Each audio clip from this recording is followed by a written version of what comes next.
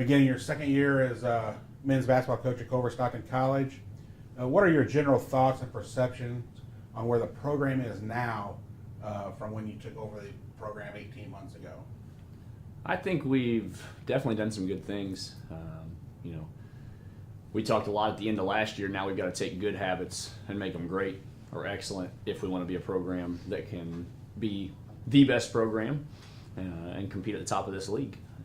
So we got a long way to go in that regard, but I'm definitely more familiar with obviously the landscape of the league and Culver in and of itself, and then our program and the players inside of it. There was just so much unknown last year, and I think we've come a long way in that learning process, and now we've got to continue to improve. All right, well, things probably aren't going to be real easy this year. You lost your leading scorer, two-time all-conference first-team selection in Mike Johnson.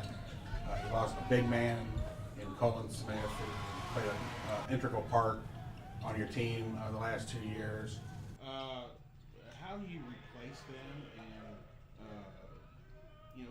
who are you expecting to make up for that loss in production? Yeah, Mike was pretty unique, and there's not too many guys you ever coach that can average over 20 points a game for 2 years in a row and score over 1,000 points in 2 years. And Colin was so good every day. And when you take over a program, especially when it's your first head coaching job, you need buy-in in the locker room, and he was excellent at leading that cause from the beginning.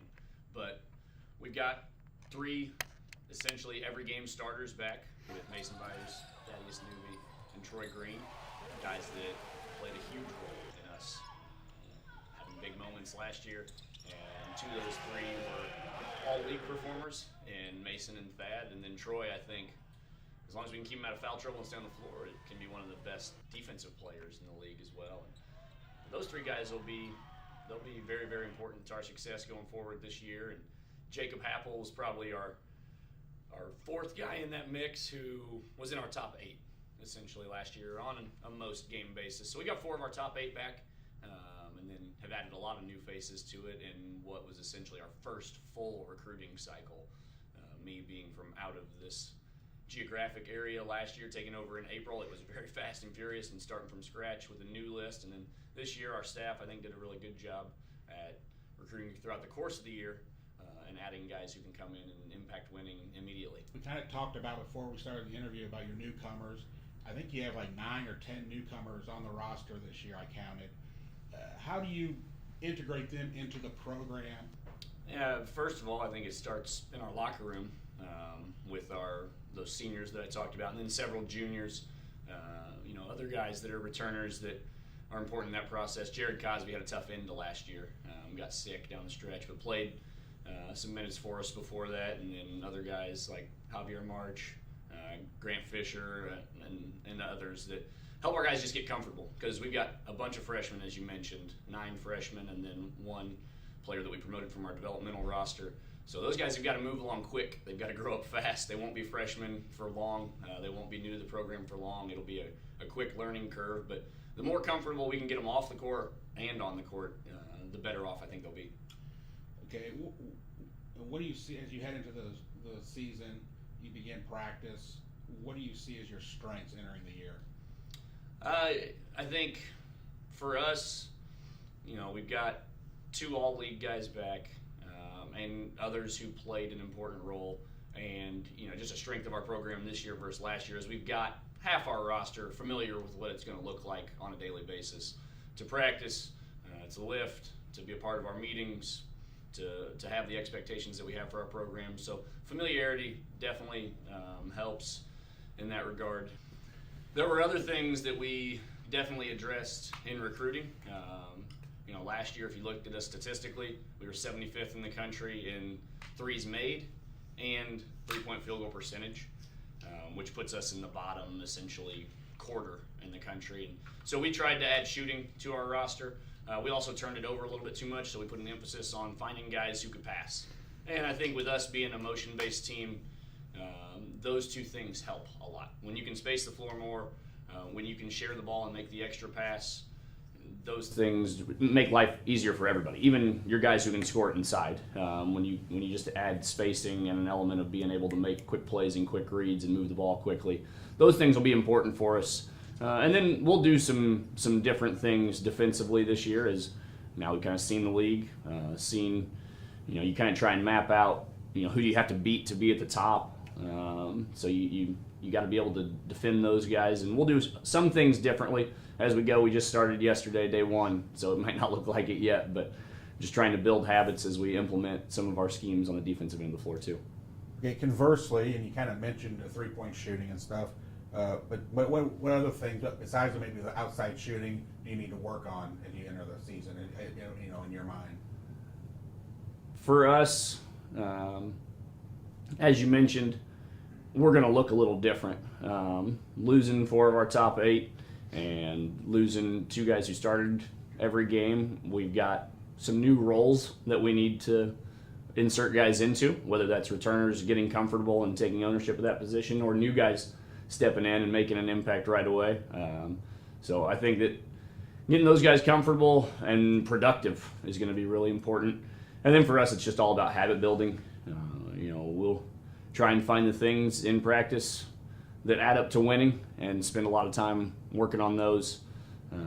So we'll spend a lot of time right now really on 2 things. On the defensive end of the floor, trying to develop our habits, and on the offensive side of the floor, trying to teach our motion offense.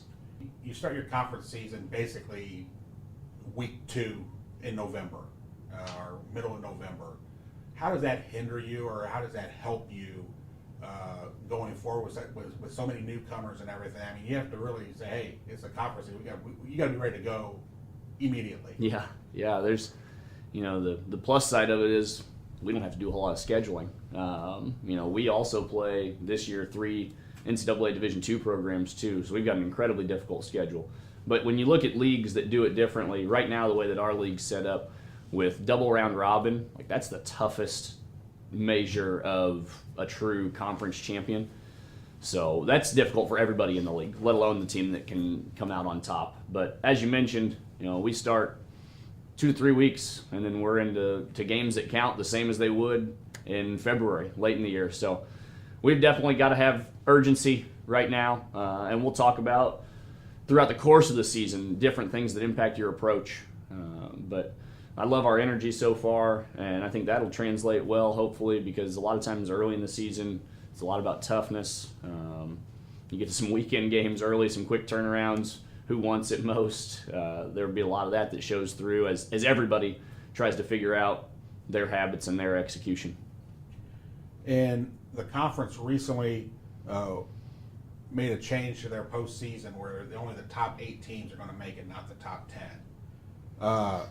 How important is it for you to get off to a fast start, or is it important to say, hey, we're going to find ourselves, and we have 24 games to find ourselves, and if we can, we're going to try to finish there in the top 8, and hopefully get a home game in the top 4? Yeah, every game counts the same, but you see teams all the time that maybe start fast and then don't end with the same sort of success that they began with. Or the flip side of it, all of us, I'm sure, could say we've been a part of programs that got off to a slow start at some point and then figured it out. So for us, it'll just be about chasing our ceiling, trying to reach our potential on a daily basis more than anything. But we definitely like to get off to a quick start. I think that this group's ready to work, and they've done a good job working so far. So I think we've gotten off to a good start here, controlling what we can on a day-to-day basis as we try to move into now being together more day in, day out, 2 hours at a time, trying to figure out what our identity looks like. Do you look at the season as kind of like 2 seasons? Yeah, I'd say you almost break it up into 3, 4, or 5. I mean, obviously right now we're in our preseason. Then you've got non-conference, which for us isn't very long. But as you mentioned, in that kind of first and second semester swing can sometimes play a role. But definitely then you've got your last season, your postseason, and you want to play as long as they let you. But there's definitely segments to it, and we will be learning who we are as we go. That can play a role. I think it did last year for us, even though we came out of the start to second semester slow. I did think, though, we were learning more who we were, and then we played some of our best basketball there and winning 7 out of 9, kind of in that January, February time frame. So, yeah, there's definitely ebbs and flows to it, and it's a long year. You know, a sport that rolls over 2 semesters, and you pretty much go from the time you get on campus till you leave. All right, we are joined right now with senior guards Thaddeus Newby and Mason Vires of the Culver-Stockton College men's basketball team. Welcome, gentlemen. Thanks. Let's talk about the upcoming season a little bit. Thad, you came back. You actually graduated. You're in grad school now, but you did have an extra year of eligibility remaining. You come back. What are your thoughts on the upcoming season, and what do you see? What are your goals going into the year? My thoughts on the upcoming season are just another year, completely different group of guys, half left, so now we have to bring up the younger boys who are with us now, so just to lead them in the right direction. I'm really looking forward to the big games we have on our schedule, like the William Penn and Peru State, and other things like that. Just competing at a high level each and every night, doing my best, and just having fun. Mason, you're in your second year here. You're an integral part of last year's kind of resurgence of the program, going from 7 wins to almost to 500, 16 and 16 overall. Where do you see the program from when you come in last August to where you are now? We just want to keep making steps forward. I mean, I feel like one of our biggest goals is to make the national tournament. With the freshmen that he brought in, I feel like he did a really good job recruiting, and I feel like each one could play a really pivotal piece. So going forward, it's just about, with us being the seniors, setting that tone, setting a good example, and then them following in the same footsteps. Kind of talk about the conference season. When we talk with Coach Hill, how the conference season kind of like it doesn't really sneak up on you. I mean, you start your season November 1st, and before you know it, boom, you're playing Peru State on, I believe, November 13th or something like that. Talk about the grind in the conference season, going through 24 games, and how it's just an all-out war. Thad. It most definitely is a big battle zone. As you said, we get off to a quick start with them, I think 3 weeks in. So just goes to show you how that each and every night, like, your best is needed. And if you lack that, then the night will not go your way in any shape or form. Just to have that confidence of Coach and what he instills in us and being leaders on the team, we just have to set that tone. Being here and having that experience last year with Mike and Cullen, what they passed down, and then just lead them to the promised line. Last year, Coach's first year, the first 2 months, Mason, you were, I think the team was trying to feel each other out, find out where exactly they were at. But about the mid-January, it seemed like, wow, the team found it somewhere. And you had a great last month and a half of the season, made a playoff run, won a playoff game. Going forward, how does that affect the team coming into this season? I think it shows that if you come in each day with consistency, that can be, you can accomplish, you set goals, you can accomplish the goals. So, like you said, we won a playoff game. Now this year we want to, like I said, make the national tournament. We want to win multiple playoff games. We want to win games into the national tournament. We want to make noise in the conference. So I think it's just like approaching each day with the aspect of, what can I get better in today? How can I be consistent? What can I do to better Thad? What can Thad do to better me? And stuff like that. Just having that, setting that example and really following that. And I think we'd be good.